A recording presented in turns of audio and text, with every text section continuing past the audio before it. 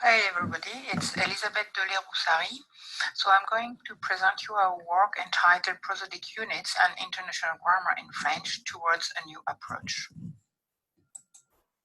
Based on analysis of French, the aim of this talk is to argue for a new way to apprehend the intermediate phrase, and the presentation will be organized as follows. In the first section, we will discuss the prosodic units that are usually admitted for French, the accentual phrase and the international phrase. Then we will focus in the second part on the intermediate phrase, and we will see that we can distinguish three distinct types of intermediate phrase. And then on the third section, we will focus on the tonal pattern associated with those phrases. And in the first section, we will actually present our proposal. Concerning prosodic units in French, in most studies dedicated to prosodic phrasing and intonation in French, three levels of structure are usually recognized: the accentual phrase, the intermediate phrase, and the international phrase. Among this unit, there is a lot of agreement on the existence of the accentual phrase, which consists of a sequence of syllables with the last one being stressed, and to a lesser extent on the existence of the international phrase. As stressed, there is agreement concerning the existence of the accentual phrase and the international phrase, but by contrast, there is controversy with respect to the intermediate phrase. Some also do not even recognize this level of structure. So what we decided to do is first to do a review of the literature and to analyze all the sample sentences extracted from this study in order to see what is referred to as intermediate phrase. And it allows us to distinguish three distinct types of intermediate phrase: the metrically driven intermediate phrase, the incidental intermediate phrase, and the intermediate phrase in case of focus structure. The metrically driven IP or intermediate phrase refer to intermediate phrase that correspond roughly to long NP subject or to a subpart of the VP. Such intermediate phrases are observed with NP subject or with VP that would contain more than 2 AP. So that is, if you have a small NP subject that could phrase in a single AP, you won't need to have an intermediate phrase. You have an example in Les amis des amis de Rémi, demandez l'institutrice.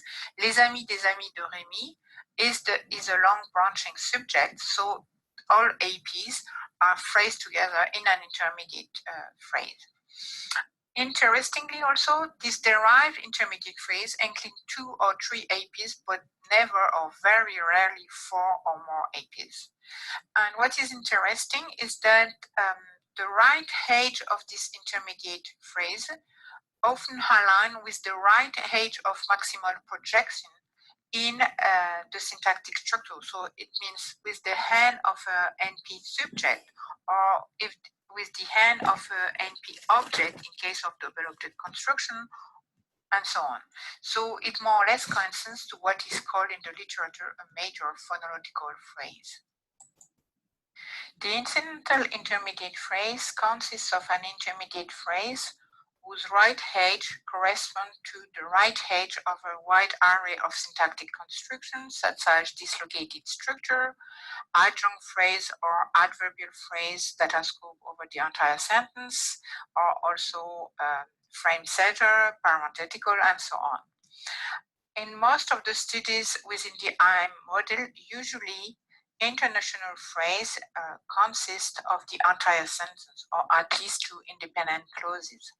But every subpart of this independent clauses, often surrounded by comma, are considered as intermediate phrase. The last category or last type of intermediate phrase is the one that is actually linked with informational focus or information structure.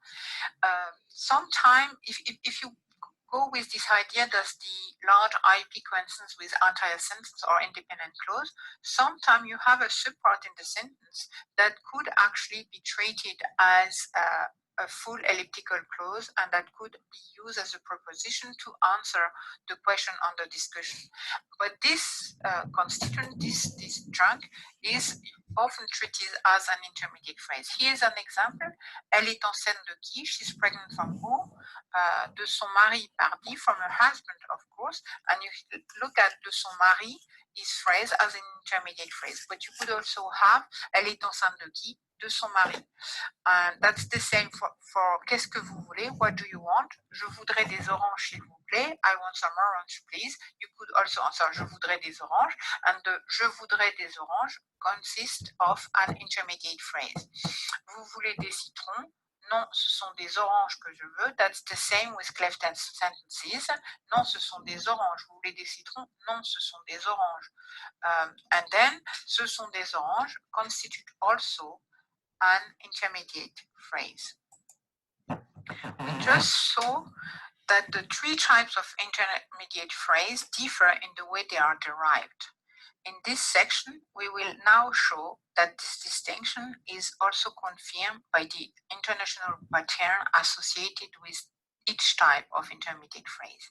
But before this, just a recall on French intonation. French is characterized by a succession of rising contours that are realized at the end or at the right edge of any non-final prosodic phrase, whichever level they are. So it means at the end of the accentual phrase, the intermediate phrase, or the international phrase. By contrast, a wide array of contour can occur at the end of the sentence, final international phrase or prosodic unit, or at the end of the focus domain. The inventory of the different contours as well as their distribution is given in the table. So as we can see, in non-terminal contour, you always have a rising form. And by contrast, for the terminal contour, you can have either a rise, that's what occurs, for instance, in question, declarative question, tu viens. You can have a rising falling contour, a falling contour, that's what occurs in assertion, Pierre vient. And you can have a falling after a penultimate peak. Here is an example with an incidental intermediate phrase in a left dislocation. There is the dislocated NP, les amis du mari de Valérie, the friends of Valérie's husband, is phrased as an intermediate phrase and is divided into three accentual phrases. And you can observe that there is a small rise at the end of each AP, but there is a larger rise on the syllable re, which coincides with the right edge of the intermediate phrase. And the rest of the sentence of the second IP is realized with a falling pattern. Based on an analysis of the various tonal patterns observed at the end of each type of intermediate phrase, we can see that non-rising contour, in the sense that the type of contour that is also observed sentence finally, are frequently observed at the end of intermediate phrase which is related to focus structure.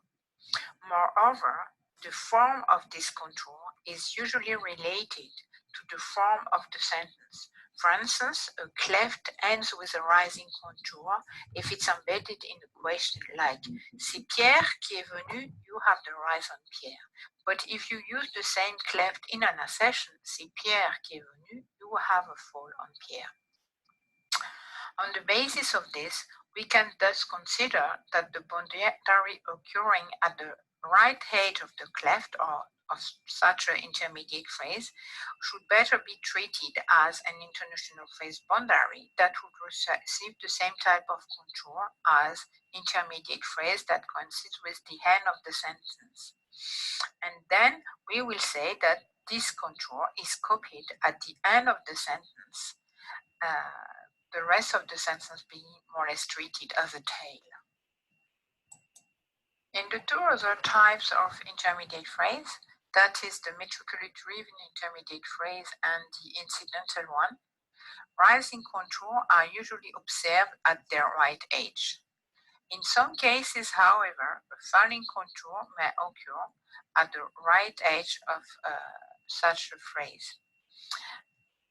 An analysis of all this following pattern or realization is crucial, that as it allows to make the distinction between incidental and metrically driven intermediate phrase, as we will see in the following slides.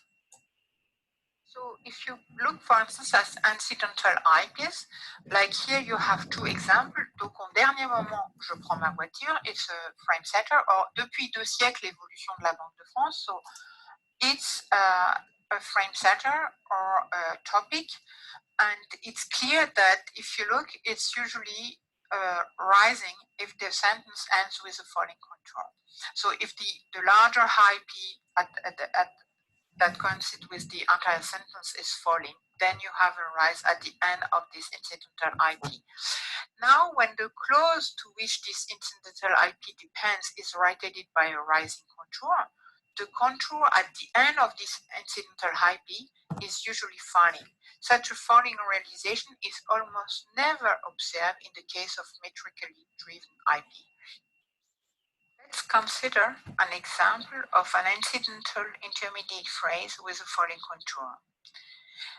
The sentence given here consists of two clauses that are phrased together, and both clauses consist or is divided into a temporal subordinate clause in initial position and then the main clause.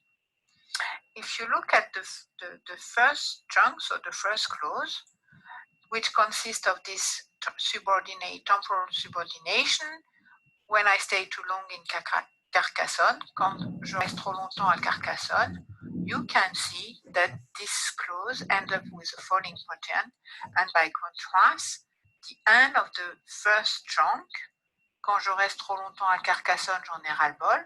When I stay too long in Carcassonne, I'm fed up. So on bol, you have a major continuation.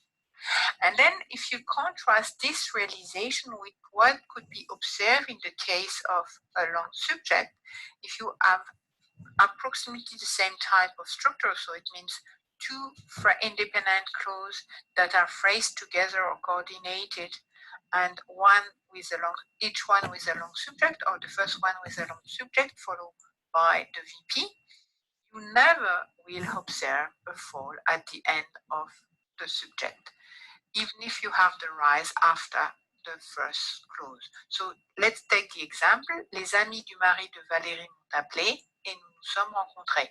What could happen on Les amis du mari de Valérie is either you have a rise that is not as important as the one that you would observe on m'ont appelé, so you have a minor continuation, or you have a flat contour with a speed up of the articulation rate.